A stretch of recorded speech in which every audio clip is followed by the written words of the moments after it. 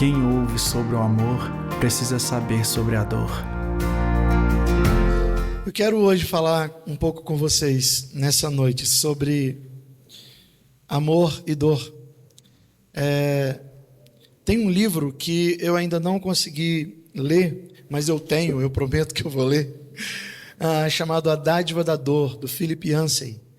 E eu li algumas sinopses do livro, e são muito tempo atrás, na verdade, e falam coisas incríveis sobre esse livro.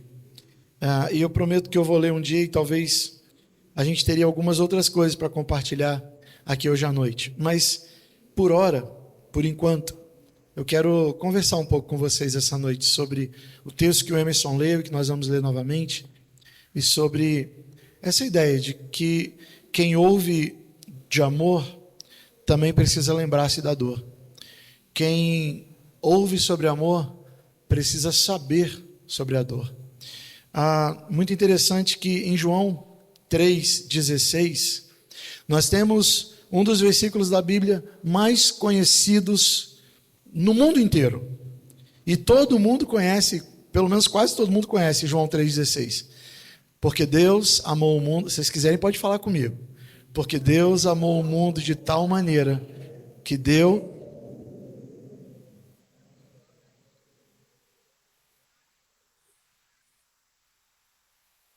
Porque Deus amou o mundo, as pessoas, de tal maneira que deu o seu Filho unigênito, o seu Filho único, gerado da própria essência de Deus, ou seja, gerado desde a eternidade, ou seja, o seu Filho que sempre existiu, que sempre foi Filho de Deus, que desde que Deus Pai existe, Deus Filho existe. Então esse Filho...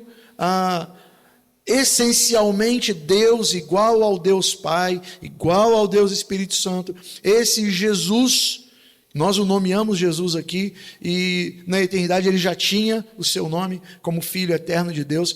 Deus enviou a si, a uma parte de si, o seu Filho, para que todo aquele que nele crê não pereça, não morra eternamente, não seja destruído no inferno, mas tenha vida eterna. Não seja separado de Deus para sempre. A palavra-chave desse versículo é amor. Deus enviou Jesus por amor, não por obrigação, não porque estava no script, não porque era o roteiro, não por absolutamente nenhum outro motivo, porque ele não precisava, mas foi por amor. E nós, aleluia, exaltamos o amor, enaltecemos o amor e cantamos sobre o amor. Constantemente, e sempre foi por amor. Algumas pessoas, eu já falei isso aqui e vou repetir, às vezes acham que Deus manifesta o seu amor somente no Novo Testamento e somente através de Jesus. E não, sempre foi por amor. Quando você vê Deus poupando Adão e Eva, provendo para eles roupa e alimento e traçando um plano eterno para Adão e Eva, Deus o faz por amor. Quando Deus chama Abraão por amor. Quando Deus fala com Davi e elege Davi e fala, aqui está um homem segundo o meu coração, um homem que tem um coração quebrantado, amável, bondoso, perdoador. Ainda que falho, o que não se parece com Deus, ele tem as outras qualidades que se parecem com o coração de Deus, por isso ele é um coração semelhante ao coração de Deus. Davi, Deus escolheu Davi, Deus protegeu Davi, abençoou Davi, esteve com Davi por amor. Os salmos de Davi falam de amor. Antigo Testamento. Eu amo o Senhor, porquanto me tem feito muito bem, diz Davi num dos seus salmos. Sempre foi por amor. Quando Abraão é chamado da sua terra, sai da sua terra, do meio da sua parentela, Deus escolhe Abraão e está o tempo inteiro com Abraão. Inclusive Deus ouve Abraão e ouve sugestões de Abraão, se poderia poupar ou não determinada cidade, por amor. Sempre foi por amor. Mas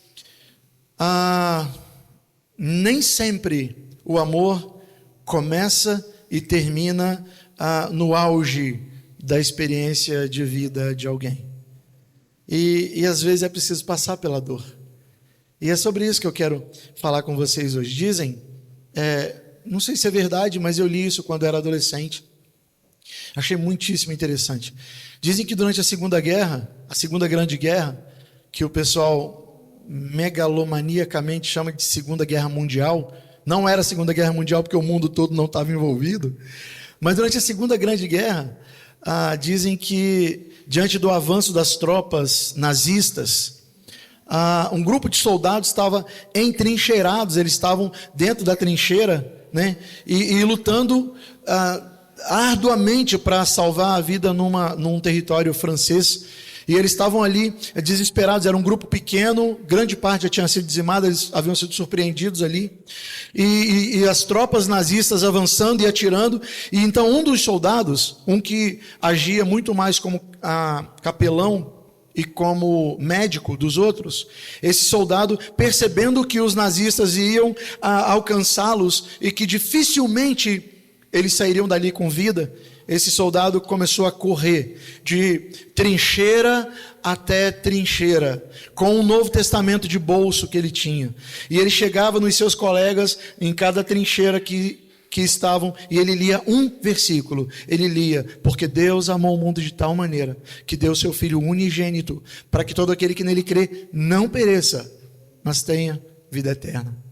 Percebendo que provavelmente não sairiam dali vivos, esse soldado quis dar àquelas pessoas, àqueles colegas, pelo menos o conforto de que sim, só precisavam crer e teriam a vida eterna.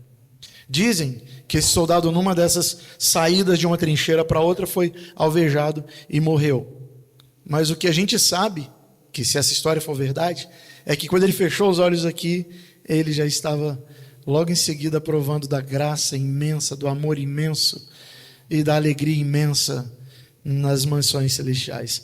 Tudo isso, tanto a história desse soldado, quanto os salmos de Davi, tudo isso que a gente falou, apontam para o amor de Deus. Mas, porém, contudo, em alguns momentos, nós precisamos, além de celebrar o amor e a salvação gloriosa de Cristo, a gente precisa se lembrar da dor. Porque para chegarmos até o amor, a gente tem que passar pela dor, muitas vezes. Porque para nos banhar com o seu raio iluminado de amor, Jesus precisou sofrer angustiadamente, terrivelmente, a dor. Mesmo no jardim, mas ele passou pela dor.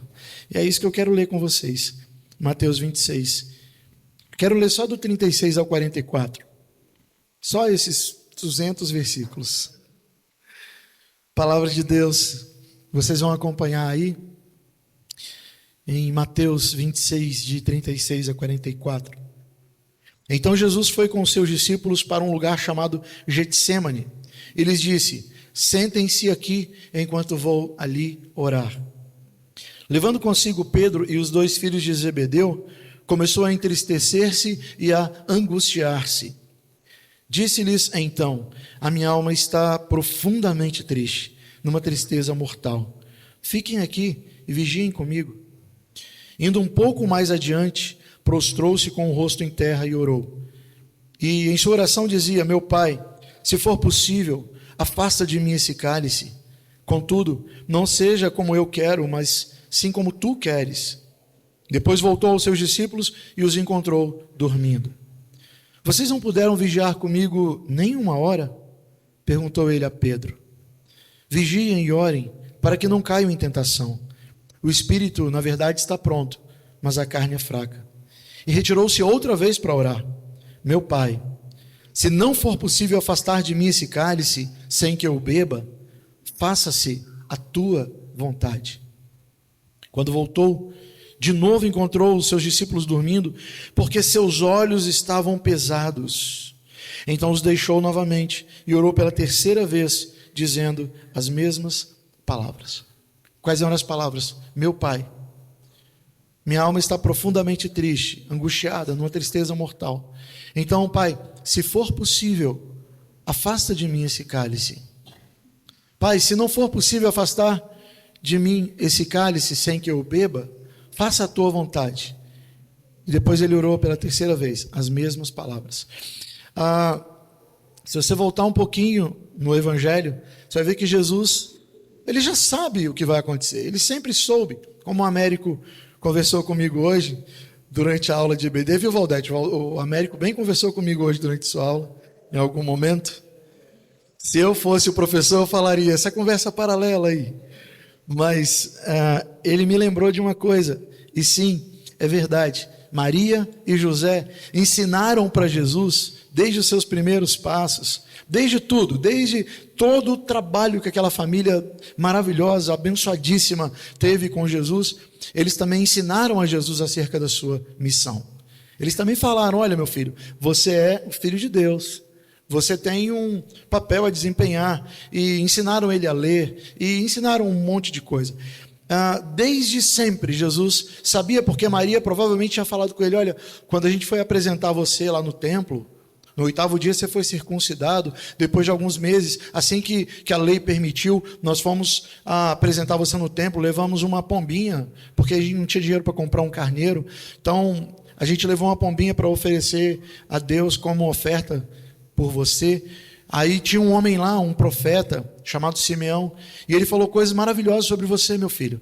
Ele disse que você será o responsável por erguer o povo de Israel, e todos os gentios poderão ser salvos através de você. Porque Simeão falou isso, e Maria provavelmente, com certeza, repetiu isso para Jesus. E José, além de ensiná-lo o ofício lá da carpintaria, ensinava também sobre quão bondoso é Deus. Contou para ele as histórias quando Deus mandava anjos para falar com ele. Olha, José, faz isso. Olha, José, levanta, vai para o Egito, faz aquilo.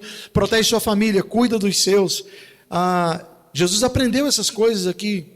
Então, quando chega esse momento, ele sabia que precisamente para essa hora, para esse momento, ele havia vindo. Ele sabia qual era o seu destino nessa terra. E aí, quando Jesus, experimentando tudo que já passou pela mente dele, as pessoas a quem ele havia curado, as pessoas a quem ele havia libertado, até mesmo as pessoas a quem ele havia ressuscitado, tudo isso passando pela sua mente, e ele pensando, em alguns momentos, daqui a pouquinho, eu vou ser traído por um amigo, um dos meus grandes amigos aqui vai me negar, vai negar que me conhece, vai sentir vergonha de mim, sabendo que nesse momento de intenso abandono, de dor, de angústia, de separação, além de tudo isso, ele faz uma ceia com seus discípulos. Ele sabe que é a despedida deles naquele momento. Ele se afasta da multidão e ele leva para jantar com ele os seus amigos. Eu queria abrir um parênteses aqui essa noite e dizer que quando você busca seguir Jesus, ele chama você para jantar com ele, para estar com ele. Você pode aceitar ou não o convite, mas ele chama. Ele deseja passar tempo com você. Amém? Então, além desses últimos momentos angustiantes e aflitos, que nem a sua família está com ele. Lembra, José, o seu pai, provavelmente tinha morrido já nessa época aqui. Os seus irmãos ainda não o seguiam. Seus irmãos ainda não o apoiavam, não o acompanhavam. E mesmo Maria, que sempre o acompanhava, nesse momento não está ali. E eu fico pensando o seguinte, talvez Jesus, pela sua extrema sensibilidade, pelo seu carinho, pelo seu amor, pelo seu respeito, talvez ele tenha impedido que Maria fosse para lá, para poupá-la da dor, de mais dor, além de toda que ela já havia passado, e além daquela que ele sabia que ela ainda sentiria. Talvez Jesus tenha poupado ela dessa dor. E por isso ela também não estava ali. José já estava no céu com Jesus. E aí Jesus, profundamente angustiado, lembra-se, sente e sofre uma profunda dor. Ele vai falar e vai trazer amor. Mas primeiro, ele passa por essa dor.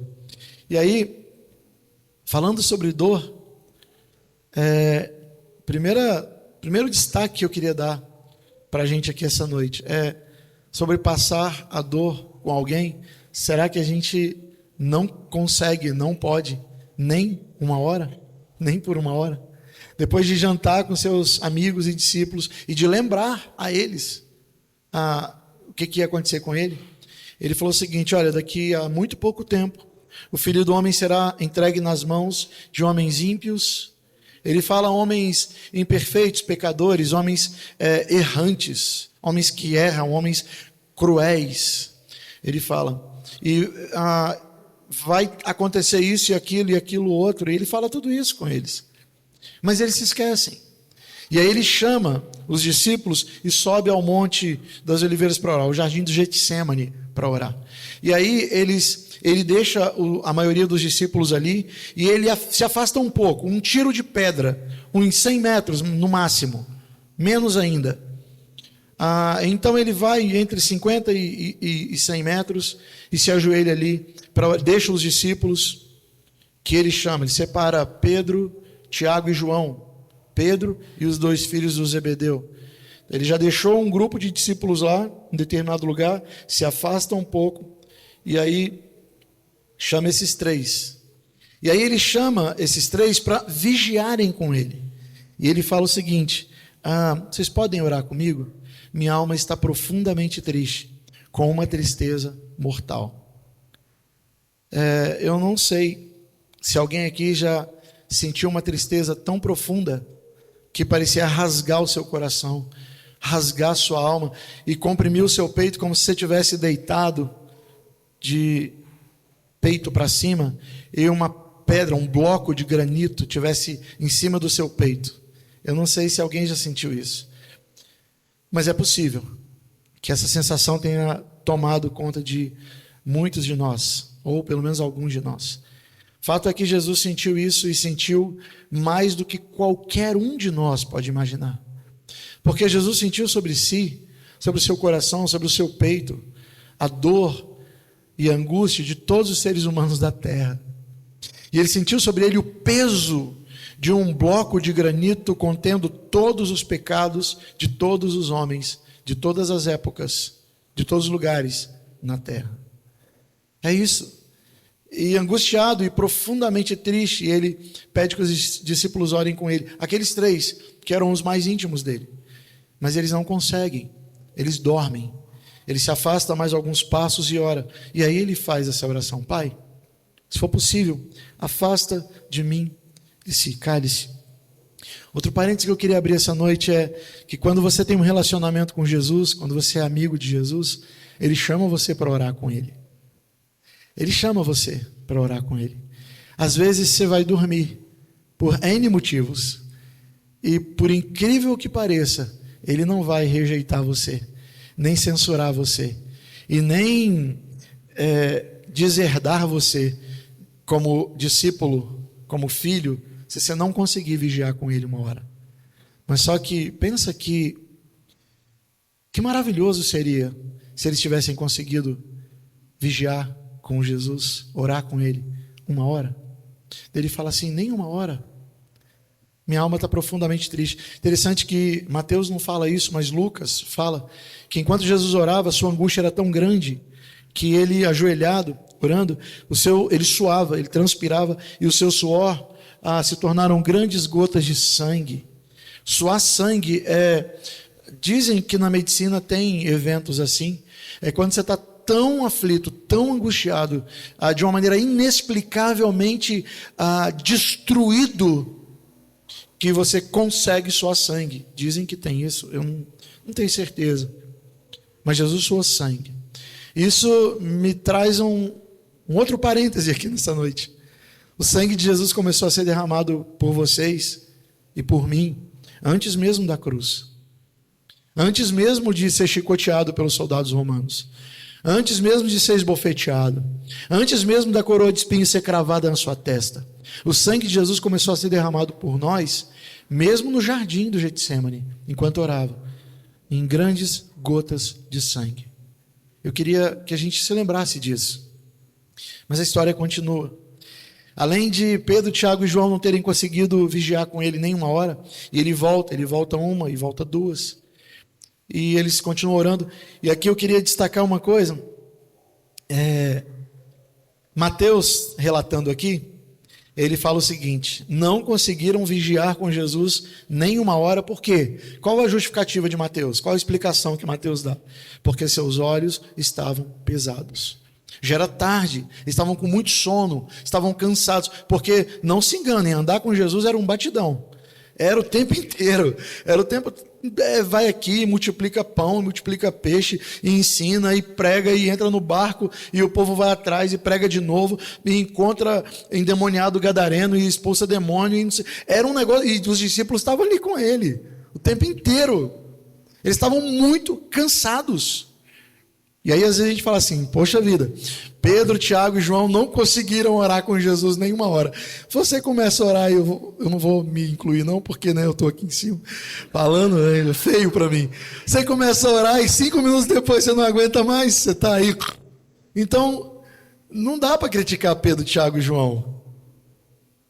E Jesus fala, vocês não conseguiram orar comigo nem uma hora. Nem uma hora. Você já pensou qual que é o padrão de Jesus? Parou para pensar? Se ele fala assim, vocês não conseguiram vigiar comigo, orar comigo nem uma hora, significa que uma hora é pouco. Mas a gente não consegue, às vezes, orar 5 minutos. Não estou falando publicamente, não. Quando a gente vai orar em público, liçãozinha da EBD. Quando a gente vai orar em público, a gente não precisa orar por todos os seres humanos do planeta. Quando a gente está orando em público, a gente pode orar. Vamos supor, eu vou orar aqui em cima por vocês. Eu não preciso orar durante meia hora com vocês. Posso fazer uma oração específica. Mas quando eu entro para o meu quarto, ali é um relacionamento.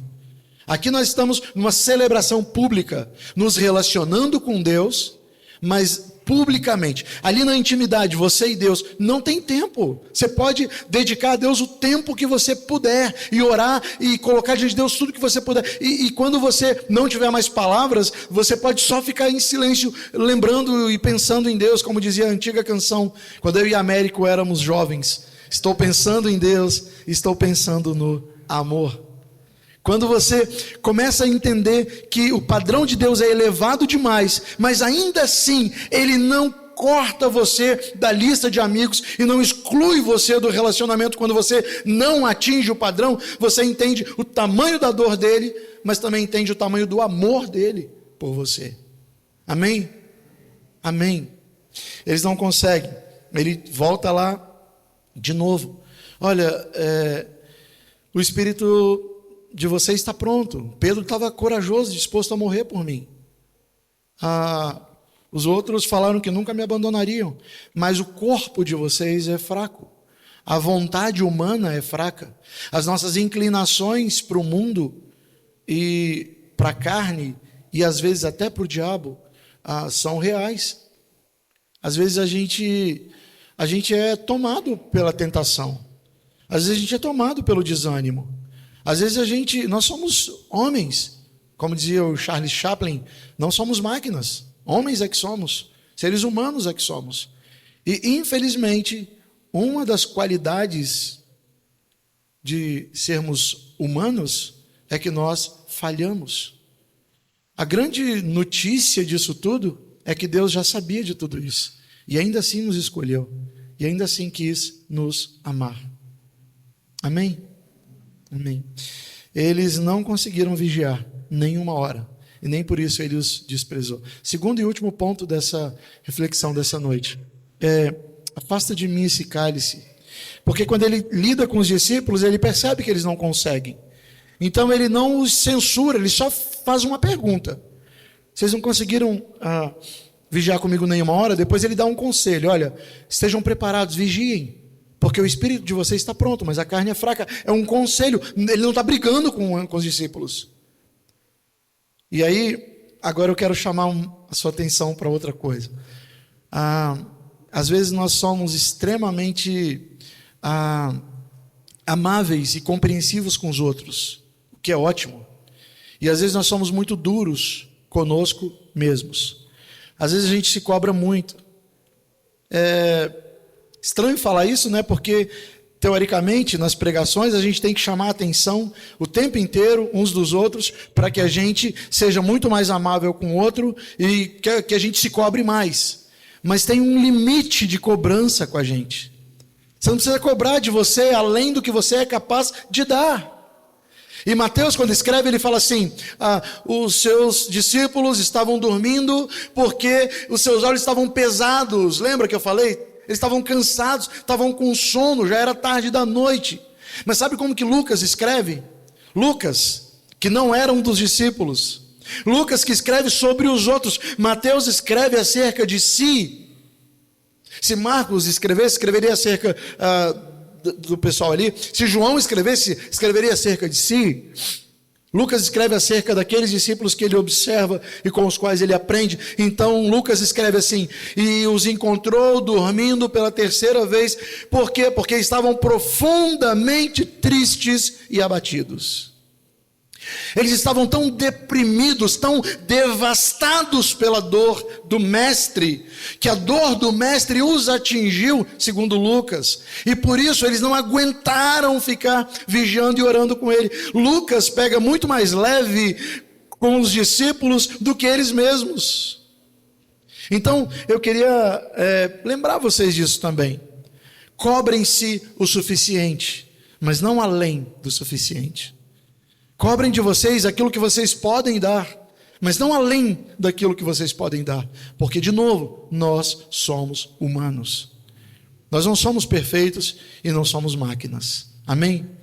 Quando ele, para terminar, para caminhar para terminar, afasta de mim esse cálice, ele diz, ele sabia de tudo. Eu queria que você caminhasse comigo aqui nesses minutos.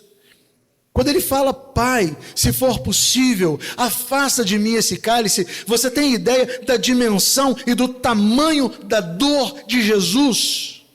Porque se ele sabia que ele precisava ser sacrificado, uma vez que ele veio para o que era seu, e os seus não o receberam, uma vez que ele sabia que para purificação de pecados, era preciso lavar com o sangue divino, uma vez que ele sabia que derramamento de sangue simbolizava perdão de pecados, primeiro do cordeirinho, primeiro do animal perfeito, sem mancha, sem mácula, sem defeito, que era sacrificado, primeiro isso, mas depois Jesus, que é o Cordeiro de Deus que tira os pecados do mundo. Se ele sabia que o sangue dele teria que ser derramado, que sem o seu sacrifício, e sendo Jesus o próprio Cordeiro, como disse João, eis o Cordeiro de Deus que tira o pecado do mundo, e sendo ele também o sacerdote, como diz Hebreus, sendo ele sacerdote perfeito, nós não temos um sacerdote que não possa se compadecer dos nossos pecados, porque ele provou, ele sentiu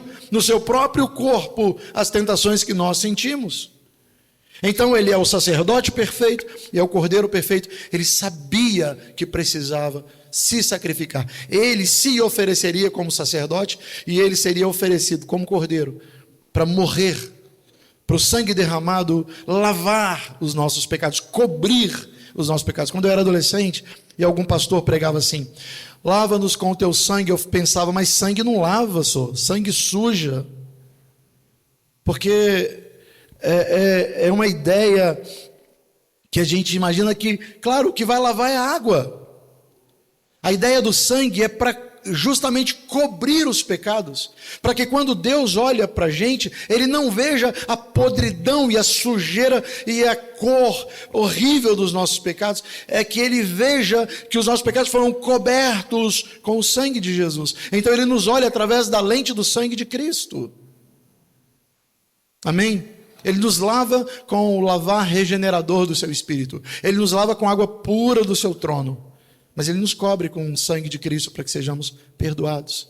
E se Jesus sabia de tudo isso, por que Ele ora assim? Pai, se for possível, passa de mim esse cálice. É uma ideia de cálice amargo da dor. Vocês lembram que na Páscoa, os judeus, quando iam sair do Egito, eles tinham que comer um cordeiro, passar o sangue dele na porta e comer esse cordeiro com o quê? Ervas amargas. É como se Jesus estivesse sendo preparado como um cordeiro com ervas amargas. Então é como se ele dissesse, se for possível, Pai, afasta de mim essa taça de vinho cheia de ervas amargas, essa taça de vinho cheia de fel, porque era muito doloroso. Mas Jesus fala uma coisa que eu queria que todos nós falássemos. Ele fala, não faça-se porém a minha vontade, mas a sua vontade. Olha, para orar assim, a gente precisa se comprometer a ouvir, sabe? Quando eu peço uma coisa para Deus e falo, olha Deus, eu queria muito tal coisa, e aí se eu paro aí, beleza, eu estou pedindo e eu quero a minha vontade feita. Mas se eu estiver disposto a dizer, Senhor, eu quero isso, mas não faça a minha vontade, faça a tua vontade. Eu tenho que estar disposto a entender que essa é a vontade de Deus, e a vontade de Deus é boa, perfeita e agradável. Por mais que eu ache que o que eu quero é melhor, o que Deus quer é melhor, eu te garanto. Amém? Deus viu o ontem, o hoje e o amanhã. Deus sabe as coisas que eram, as coisas que são e as coisas que ainda acontecerão. Então Ele sabe o que é melhor. Então quando você orar e você estiver disposto a falar isso, que se faça, Pai, a tua vontade, não a minha. Eu quero isso. Se for possível, faz isso que eu quero, mas que prevaleça a tua vontade. Então esteja disposto a aceitar. Não satisfeito em passar por tudo isso, por toda essa dor, toda angústia, Jesus se entrega lá na cruz. E aí sofre muito mais lá. E além da humilhação, além da dor física, a dor emocional, dor do abandono. Vocês percebem que quando Judas chega no Getsêmani, o Jesus olha para ele e fala assim, amigo, por que você veio? Jesus gostava do Judas. Parece que não, mas ele amava Judas. Porque Jesus não mente, né? Isso aqui a gente concorda, né? Então ele fala, amigo, né? Amigo, a que vieste? Jesus amava Judas. Amava Judas. E Judas o traiu. E isso dói. Jesus amava Pedro. E Pedro teve vergonha de Jesus. E isso dói. Algumas coisas marcam a vida da gente para sempre. Quando eu era adolescente, eu já falei isso com a minha mãe, ela deve estar vendo a gente agora, já me perdoou, eu espero, né, mãe? Quando eu tinha uns 15 anos, eu andava muito rápido, né? E a minha mãe andava mais devagar. E aí ela estava indo comprar um tênis para mim, numa loja, eu tinha escolhido um tênis lá, e ela estava indo comprar o tênis para mim. Olha a audácia da raça, do bicho chamado adolescente, da criatura chamada adolescente. Estou indo com ela comprar o tênis e ela indo. E eu ansioso, eu queria muito aquele tênis rápido, o mais rápido possível. Queria ir para a escola no outro dia com o meu tênis novo, inclusive.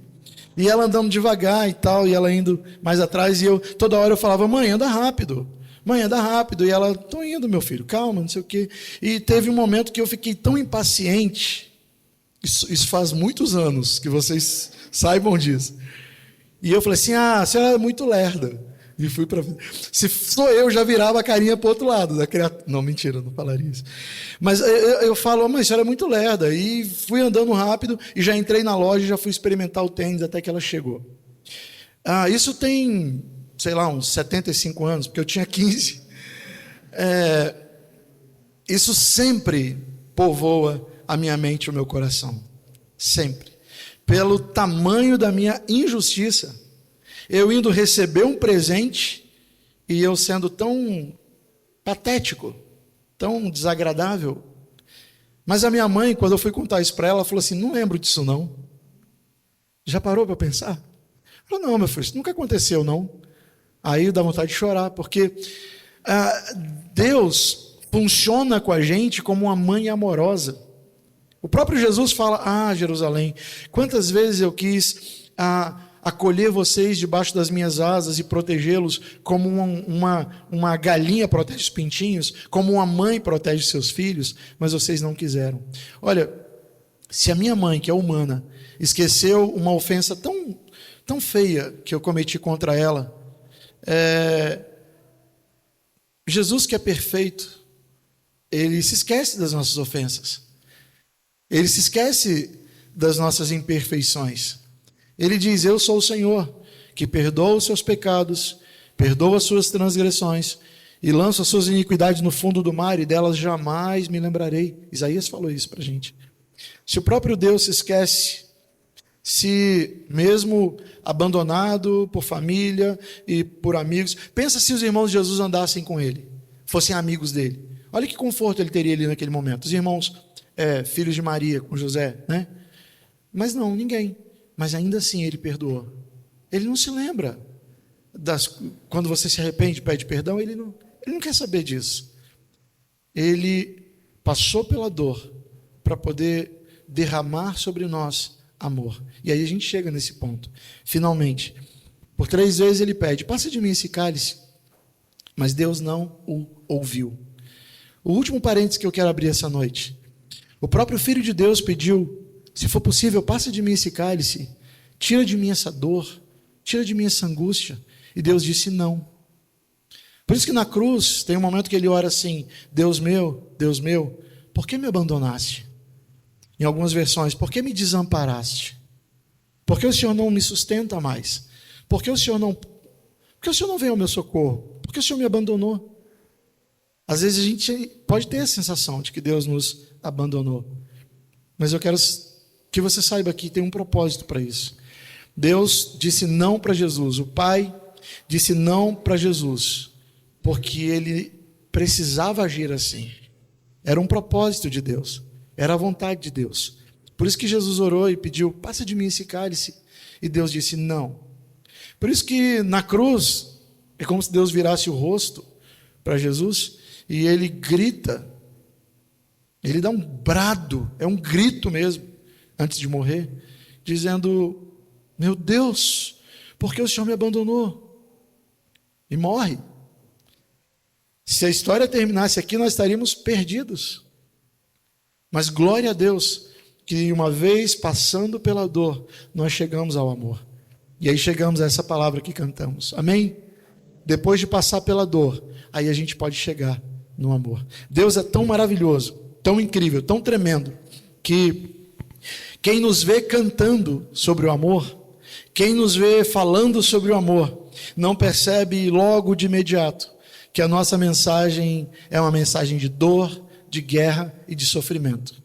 Mas Deus também é tão maravilhoso que percebe e que deixa as pessoas perceberem que o final não é de dor, o final é de amor.